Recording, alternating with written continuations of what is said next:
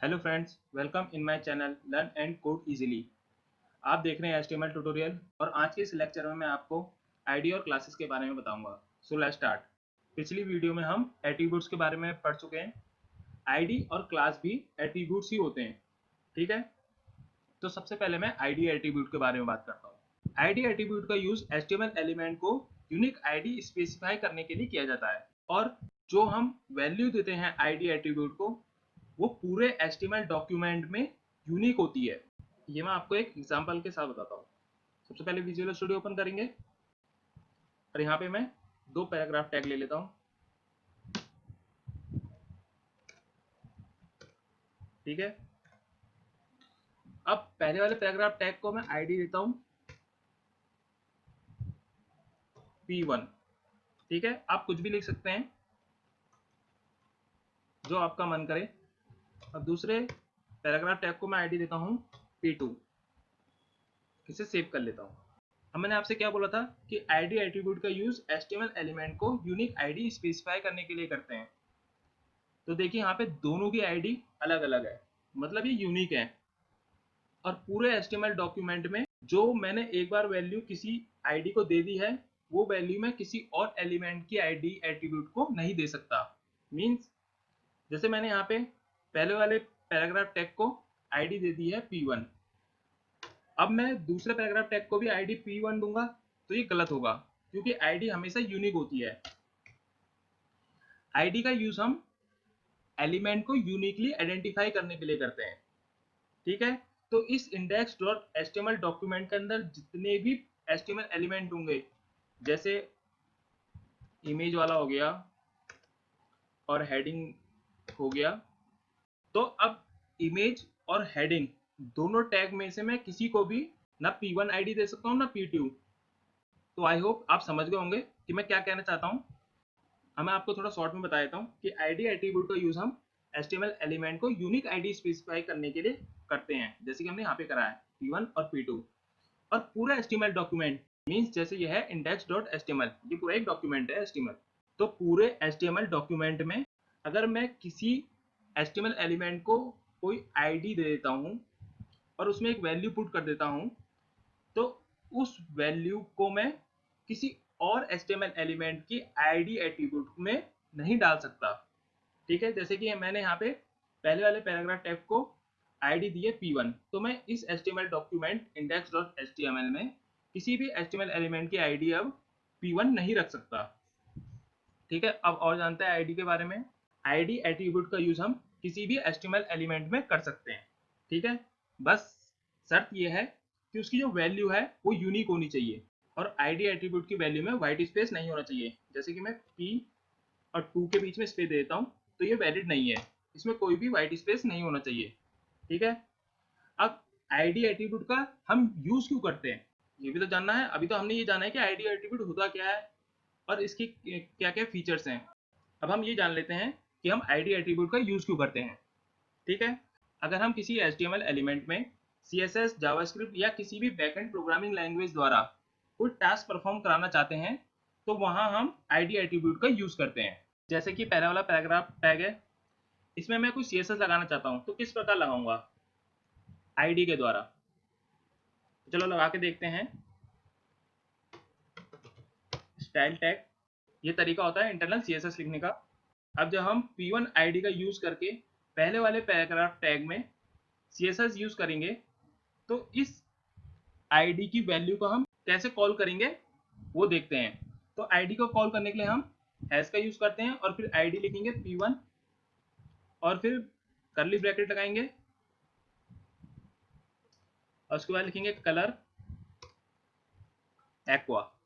इसका मतलब क्या हुआ?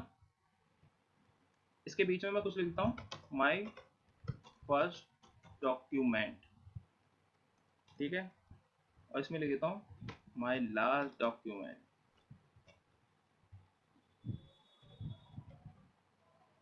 इसे सेव करता हूँ। अब ओपन विद लाइव सर्वर करेंगे तो आप देखेंगे कि जो मैंने पहला पैराग्राफ टैग है उसके अंदर जो मैंने टेक्स्ट लिखा हुआ है उसका जो कलर है वो एक्वा हो गया है, जो कि मैंने यहाँ से CSS के थ्रू कराया। अब आप समझ गए होंगे कि आईडी का यूज हम किसी स्पेसिफिक एचटीएमएल एलिमेंट में कोई टास्क परफॉर्म करने के लिए करते हैं। अब ये तो हमने जान लिया कि आईडी का यूज हम किसी एचटीएमएल एलिमेंट में कोई टास्क यूनिकली परफॉर्म करने के लिए करते हैं।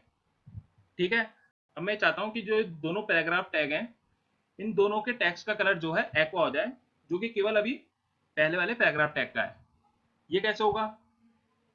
अब ये आप कहेंगे कि जैसे मैंने P1 आईडी लिया है उसी प्रकार हम P2 आईडी ले लेंगे और इसका कलर कर देंगे एक्वा और सेव कर देंगे। ब्राउजर पर देखेंगे दोनों का कलर एक्वा हो गया है। आपने बिल्कुल सही कहा, लेकिन ये बहुत लेंथी है। अगर आपको कई बार ऐसा करना पड़ेगा तो आपको बहुत टाइम खराब होगा। तो इसके लिए हम यूज करते हैं क्लास। ठीक है, क्लास भी एक एट्रीब्यूट है। जैसे मैंने पहले वाले पैराग्राफ टैग को क्लास दी थी पैराग्राफ, ठीक है, और दूसरे वाले पैराग्राफ टैग को भी क्लास दे दी मैंने पैराग्राफ, दोनों को सेम क्लास दे दी। अब आईडी में हम क्या करते थे?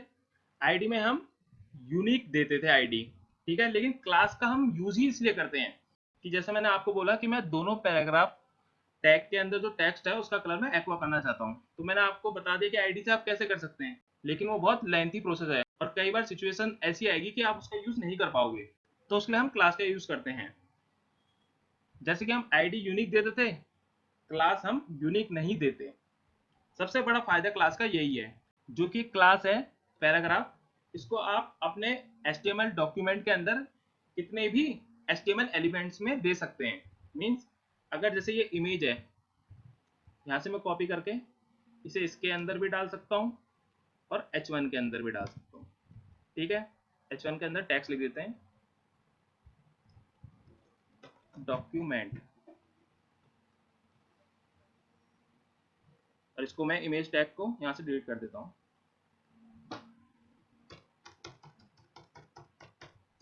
क्लास का यूज भी आईडी एट्रीब्यूट की तरह करा जाता है। जैसे कि आईडी एट्रीब्यूट का यूज हम CSS, जावास्क्रिप्ट या किसी भी बैकएंड प्रोग्रामिंग लैंग्वेज द्वारा किसी स्पेसिफिक HTML एलिमेंट पे कोई टास्क परफॉर्म कराने के लिए करते थे। उसी प्रकार क्लास का यूज हम CSS, जावास्क्रिप्ट द्वारा कई सारे HTML एलिमेंट पे एक साथ टास्क परफॉर्म करने के लिए करते हैं। ठीक है, तो मैं यहाँ पे आपको करके दिखाता हूँ। जैसे कि मैंने यहाँ पे आईडी के द्वारा पहले पैराग्राफ टैग के टेक्स्ट को मैंने कलर दिया था एक्वा। अब हम यहाँ पे एक्वा कलर देंगे क्लास द्वारा। अब क्लास द्वारा कैसे देते हैं? जैसे हम CSS में आईडी को सिलेक्ट करते हैं हैश के द्वारा और हम क्लास को सिलेक्ट करते हैं डॉट के द्वारा। डॉट क्लास का नाम है पैराग्राफ और इसमें हम प्रॉपर्टी देंगे कलर और उसको वैल्यू देंगे एक्वा। इसे सेव करेंगे और आईडी वाले को हम डिलीट कर देते हैं। सेव करा तो देखेंगे आप यहाँ पे मैंने सारे डॉक्यूमेंट को क्लास दी थी पैराग्राफ, तो सारे डॉक्यूमेंट का कलर जो है एक्वा हो गया है। अगर मैं हेडिंग टैग से मैं क्लास हटा देता हूँ पैराग्राफ की और उसे सेव करता हूँ तो आप देखेंगे उसका कलर ब्लैक हो गया है और जो बाकी के पैराग्राफ हैं दोनों, उनका कलर एक्वा ही है। तो आप समझ गए होंगे। एक बार मैं आपको फिर से शॉर्ट में इसके बारे में बता देता हूँ। आईडी और क्लास दोनों एट्रीब्यूट्स हैं। आईडी का यूज हम HTML एलिमेंट को यूनिक आईडी स्पेसिफाई करने के लिए करते हैं और पूरे HTML डॉक्यूमेंट में आईडी जो है यूनिक होती है। मींस अगर मैंने किसी HTML एलिमेंट को कोई आईडी दे दी है तो वो आईडी मैं उस HTML डॉक्यूमेंट के अंदर किसी दूसरे HTML एलिमेंट को नहीं दे सकता, और इसके विपरीत क्लास को मैं कितने भी HTML एलिमेंट में यूज कर सकता हूँ। आईडी और क्लास एट्रीब्यूट का यूज हम CSS, जावास्क्रिप्ट और अदर बैकएंड प्रोग्रामिंग लैंग्वेज द्वारा किसी HTML एलिमेंट पे कोई टास्क परफॉर्म करने के लिए यूज करते हैं। बस फर्क इतना है कि आईडी के द्वारा हम किसी यूनिक HTML एलिमेंट पे टास्क परफॉर्म करते हैं और क्लास के द्वारा हम एक या एक से ज्यादा HTML एलिमेंट पे एक साथ टास्क परफॉर्म करते हैं। आईडी और क्लास एट्रीब्यूट किसी भी HTML एलिमेंट में यूज किया जा सकता है। आईडी और क्लास दोनों की वैल्यू जो है केस सेंसिटिव होती है। आईडी में जो है वाइट स्पेस अलाउड नहीं होता, जबकि क्लास में वाइट स्पेस अलाउड होता है। जैसा कि आप यहाँ पे देख सकते हैं, पहले पैराग्राफ टैग में क्लास अभी पैराग्राफ है। अगर मैं यहाँ पे पैरा कर दूं तो इसका मतलब क्या होगा इसकी दो क्लास हो जाएंगी, एक तो पैराग्राफ और एक पैरा। मीन्स आईडी जो है यूनिक होती है, वो सिर्फ एक एलिमेंट को एक ही दी जा सकती है, जबकि क्लास जो है यूनिक नहीं होती।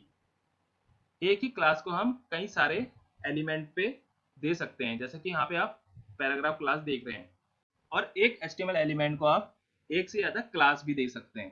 ठीक है, तो ये डिफरेंस है क्लास और आईडी में। सो आज के लिए बस इतना ही। अगर आपको ये वीडियो पसंद आई और आप आगे भी ऐसी अच्छी वीडियो देखना चाहते हैं, तो इस चैनल को सब्सक्राइब कीजिए और इस वीडियो को ज़्यादा से ज़्यादा लाइक कीजिए और ज़्यादा से ज़्यादा शेयर कीजिए। आज के लिए बस इतना ही, धन्यवाद।